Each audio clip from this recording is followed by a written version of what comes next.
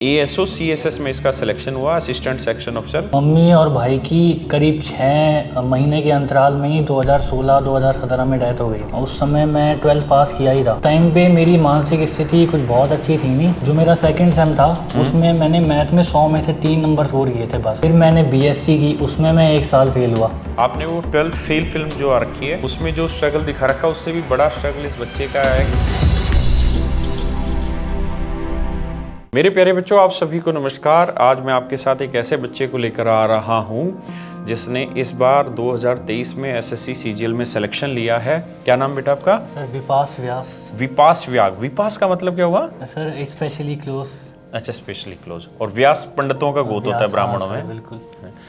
और ये बच्चा, मेरी बात होती कहाँ का? अलवर राजस्थान का रहने वाला है। अलवर राजस्थान का रहने वाला हूँ। और इस बच्चे ने बहुत बेहतरीन मुकाम हासिल किया। इस बार इसका जो सिलेक्शन हुआ है वो हुआ है सीजीएल में। किस पोस्ट पे? सर एएसओ सीएसएस पे। एएसओ सीएसएस में इसका सिलेक्शन हुआ, असिस्टेंट सेक्शन ऑफिसर सीएसएस में। और आप जानते हैं सीएसएस एक ऐसा डिपार्टमेंट है, आपको जो भी मिनिस्ट्री हैं उनमें मोस्टली ऐसी मिनिस्ट्री हैं जो हमेशा ही दिल्ली में उनकी पोस्टिंग रहती है। बहुत साफ़ सुथरा काम करने का वातावरण होता है। तो बेटा, आपने जो पढ़ाई की वो ऑनलाइन की या ऑफलाइन की? जी सर, मैंने सारी पढ़ाई ऑनलाइन ही की थी अपनी कैरियर लैब से ही। अच्छा, कैरियर लैब से ऑनलाइन। कौन से बैच में था मेरे? सर मैं आपके मैथ स्पेशल 86 में था। मैथ स्पेशल 86 में। Very very good. मुझे लगा ऑफलाइन में पढ़े हुए थे आप, क्योंकि बहुत सारे बच्चे ऑफलाइन में जो पढ़े थे उनका सिलेक्शन ज़्यादा बहुतों का हो गया। तो मुझे लगा मैं तो पूरी पढ़ाई मैंने ऑनलाइन की। ऑफलाइन में कहीं पे गया ही नहीं। मैं सीधे कैरियर पे ही आया था। अच्छा। और मैंने चारों सब्जेक्ट यहीं पे ही पढ़े थे। तो इंग्लिश किससे पढ़ा था? इंग्लिश मैंने सर जयदीप सर से पढ़ा था। जयदीप सर। और रीजनिंग पीयूष सर से पढ़ा था। और जीएस अपना जीएस स्पेशल है। GS special. अच्छा, मुझे ये बता कि अगर आज तेरा सिलेक्शन इतनी अच्छी पोस्ट पे हुआ है तो सबसे पहले तो ये बता कि कैरियर ऐप के बारे में तुझे पता कैसे चला था चीज़ों को? सर कैरियर ऐप के बारे में मैंने आपका नाम सुना था पहले। मेरे एक दोस्त के भैया हैं, वो भी तैयारी कर रहे हैं काफ़ी टाइम से। उन्होंने मुझे आपका नाम सजेस्ट किया कि तू राकेश यादव सर के पास जा, वो बिल्कुल बेसिक से पढ़ाते हैं। तो फिर मेरे को ऐसे करके ऐप के बारे में पता चला और फिर मैंने टीचर से किया वहाँ पे। मेरे को बहुत अच्छा लगा ऐप और फिर मैंने यहीं से पूरी कोचिंग स्टार्ट कर दिया।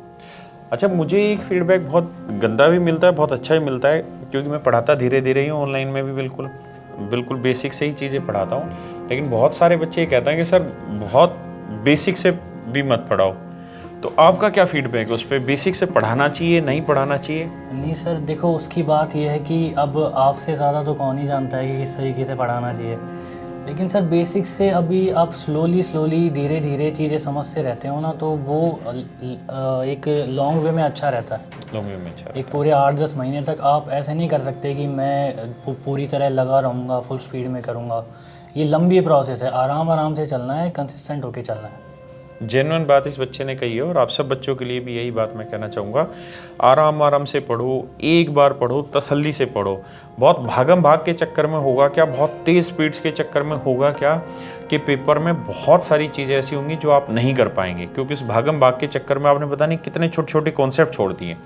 और सवाल बनेगा ना पेपर में तो बहुत छोटी सी चीज़ से भी तैयार हो जाएगा सवाल। उस समय कहाँ जाओगे? इसलिए पेशेंस रखिए। और स्टूडेंट के लिए सबसे बड़ी चीज़ मैं तो यही कहूँगा कि पेशेंस आज के टाइम में बहुत ज़रूरी रखना है। 7, 8, 9 महीने की तैयारी होगी तरीके से, तब जाके आपका सिलेक्शन होता है। अच्छा, जीएस में आपका क्या फीडबैक है हमारी टीम को लेकर और हमें क्या सुधार करना चाहिए? मुझे मैथ में भी आप तेरे हिसाब से क्या सुधार करना चाहिए? सर मैथ में तो आपके कंटेंट में तो मुझे ऐसी कोई कमी लगती नहीं है। मुझे स्टूडेंट्स की एक गलती ये लगती है कि वो खुद से एनालाइज नहीं करते। जैसे परसेंटेज के 20 तरीके होते हैं क्वेश्चन के। उनको ये सोचना चाहिए कि सर ने पिछले क्वेश्चन में एक तरीका लगाया, इस क्वेश्चन में दूसरा तरीका लगाया। ऐसा क्यों किया उन्होंने? क्यों किया? जेन्युइन। और मैं आज ही यूट्यूब पे लाइव क्लास ले रहा था, तब मैंने ये बोला भी कि सीखने के ना 3 चरण है बेसिकली। पहला तो जो टीचर पढ़ा रहा है उसको सुन लो, फिर उसको थोड़ा सा चिंतन मनन कर लो, सोच लो, और फिर उसकी प्रैक्टिस करो। अब बच्चा सुनता है और उसका सीधा प्रैक्टिस पे चला जाता है।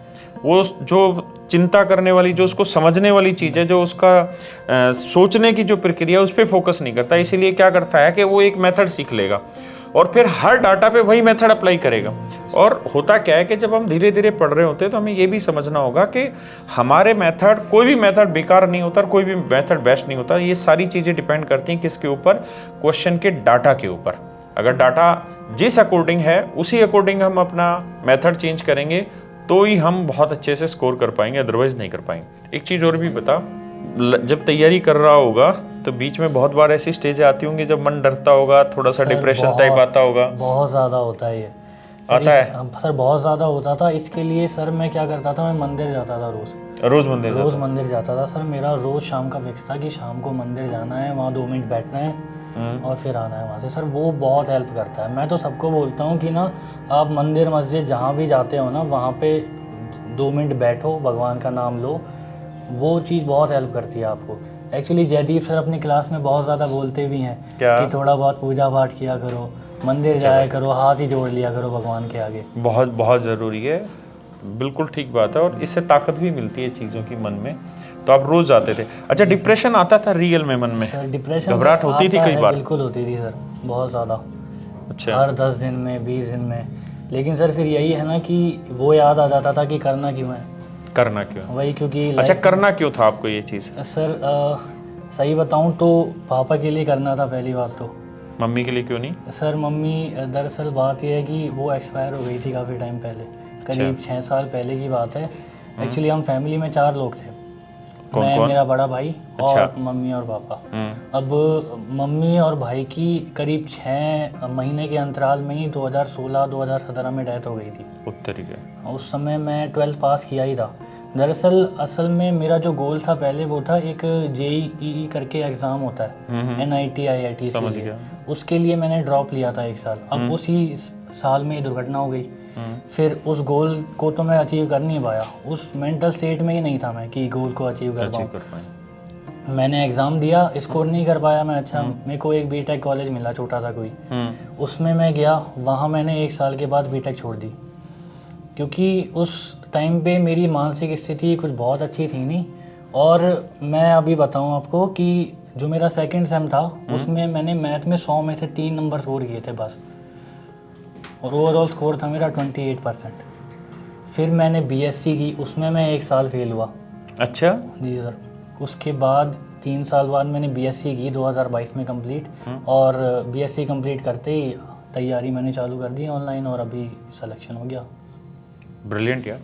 आपने वो 12th फिल्म देखी, 12th फेल फिल्म जो आ रखी है, उसमें जो स्ट्रगल दिखा रखा है, उससे भी बड़ा स्ट्रगल इस बच्चे का है कि आप देखिए कि 4 लोग इसकी फैमिली में, इसके मम्मी पापा, ये और इसका बड़ा भाई।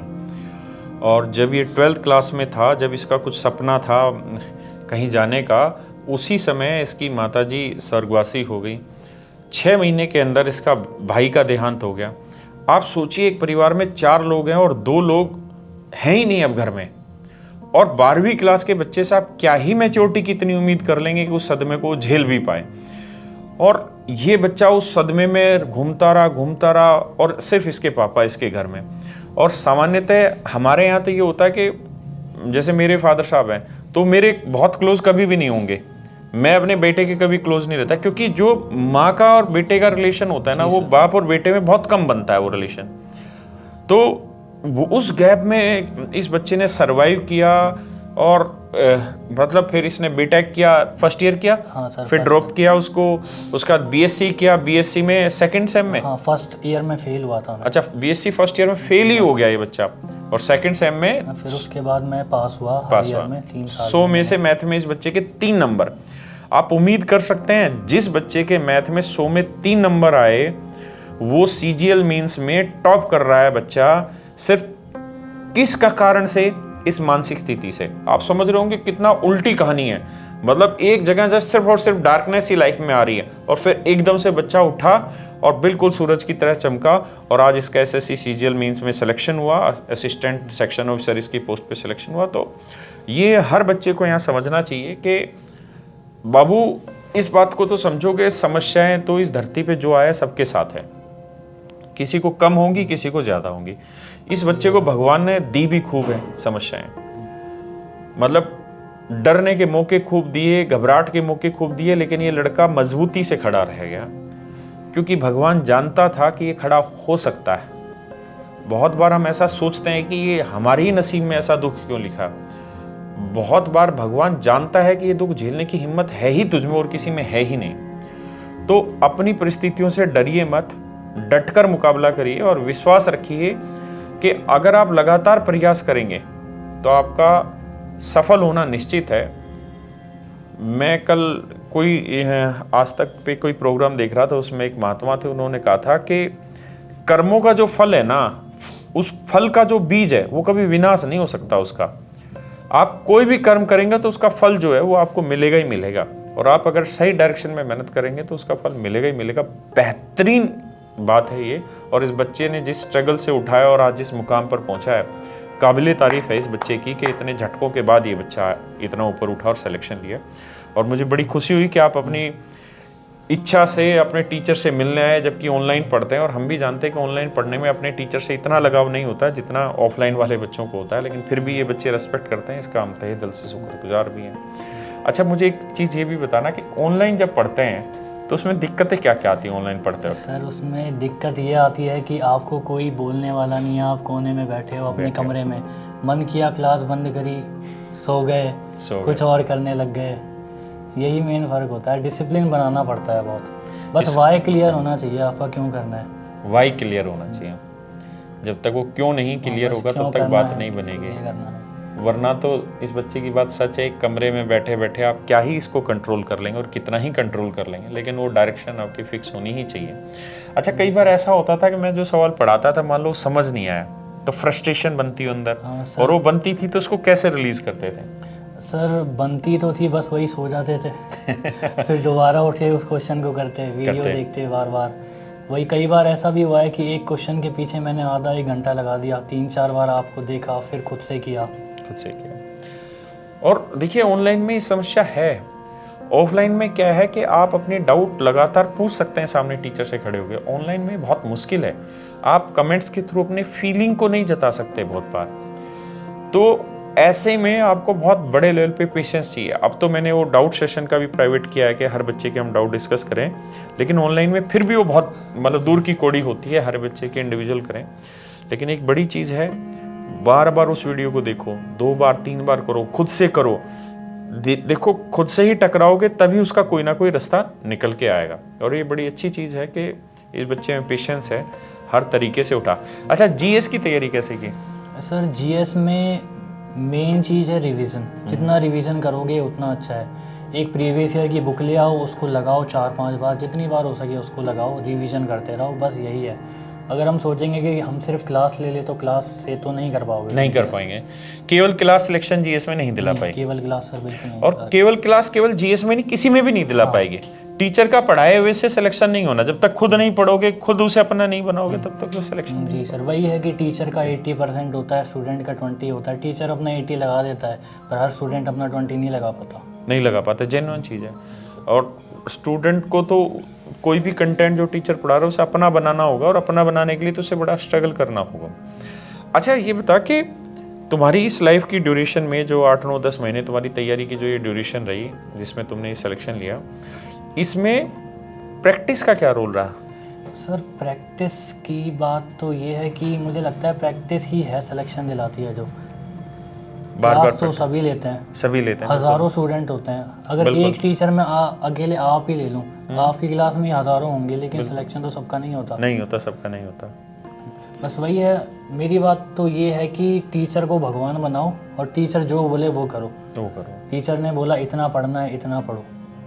अच्छा, अपना कुछ शेड्यूल वगैरह बनाता था डेली, या चेंज होता था वो शेड्यूल, फॉलो कर लेता था उसका जो बनाता था, या हर दूसरे दिन चेंज होता था वो? नहीं सर, शेड्यूल तो सैटरडे संडे को थोड़ा मिक्सअप होता था शुरू में, जब क्लासेस नहीं होती थी। अच्छा, क्योंकि क्लास से तो बना रहता है इंसान। हाँ। और वो फिर धीरे धीरे बना।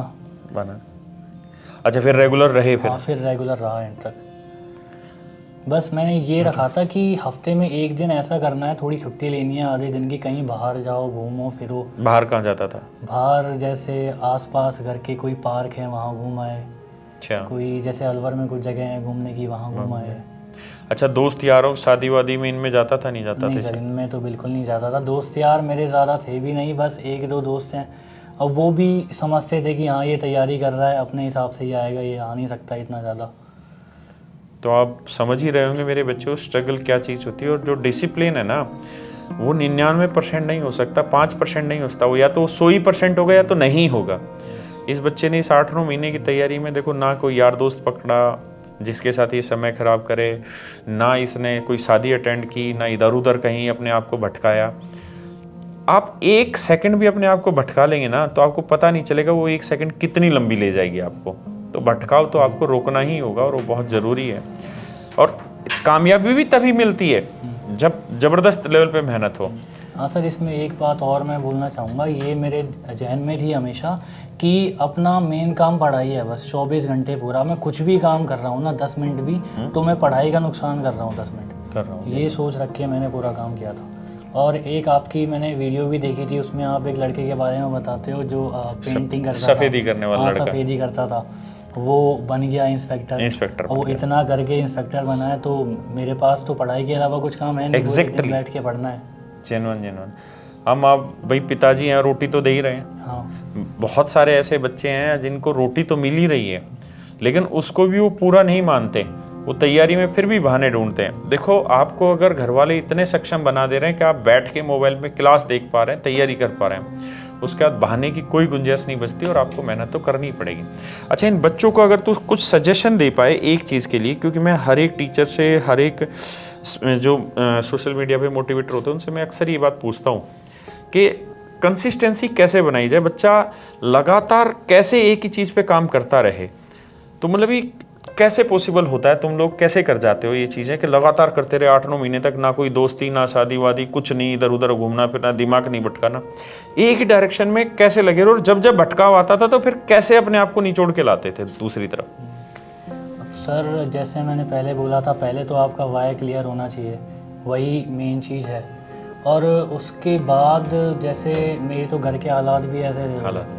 अब जैसे अपने घर वालों को देख सकते हो आप कि वो कितना काम कर रहे हैं, मेहनत कर रहे हैं। अपने पापा से पूछो जाके कि भाई आपका जो काम है आपको अच्छा लगता है, वो आपको मज़ा आता है या नहीं आता उसमें। जैसे मैंने तो खुद के घर में देखा है, मेरे पापा करीब 10 घंटे का काम होता था उनका।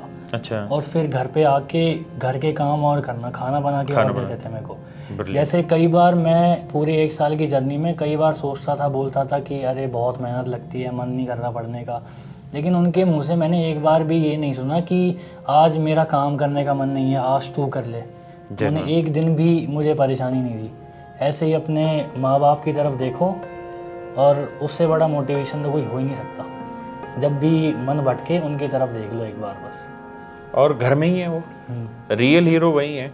और एक बार उनसे सच से उनसे पूछ के देखो, या उनकी एक बार जान के तो देखो, क्या उन्होंने कितने दिन काम करना छोड़ दिया। रोज जाते हैं बेचारे काम करने, 10-10 घंटे रोज काम करते हैं, कमा के लाते हैं, तुम्हारे कई सारी व्यवस्थाएं तैयार करते हैं जो संभव हो पाती उनसे, वो नहीं रुकते, तो आप क्यों रुक रहे हो? अच्छा, एक चीज़ ये भी बताना कि जो मोबाइल है, इस पे जो सोशल मीडिया है, इंस्टाग्राम वगैरह, इस पे जो डाइवर्जन होता है बच्चे का, दिमाग भटकता है, इससे आप कैसे बचते थे? देखते थे, नहीं देखते थे? जब देखते थे तो कैसे कंट्रोल करते थे चीज़ों को? सर ये तो मेरे साथ भी हुआ है, मेरा भी माइंड डाइवर्ट होता था शुरू में। बस मैं एक टाइम लिमिट रखता था कि अभी जैसे 2 घंटे से ज़्यादा नहीं देखना, 2 घंटे से ज़्यादा देखा तो फिर तो सिलेक्शन की राह मुश्किल है। शुरू में मैं कभी कभी 3-3, 4-4 घंटे देख लिया, कभी लगे रहे, लेकिन वही धीरे धीरे कम होता गया वो। बिल्कुल बस कभी मन किया थाली बैठे तो आधे घंटे चला लिया। नहीं, बिल्कुल। और ये हर एक बच्चे के लिए ज़रूरी जो ये बच्चा बात कह रहा है। आप सोशल मीडिया पे जब तक कंट्रोल नहीं करेंगे ना, तब तक आपके जीवन को सोशल मीडिया बर्बाद करता रहेगा।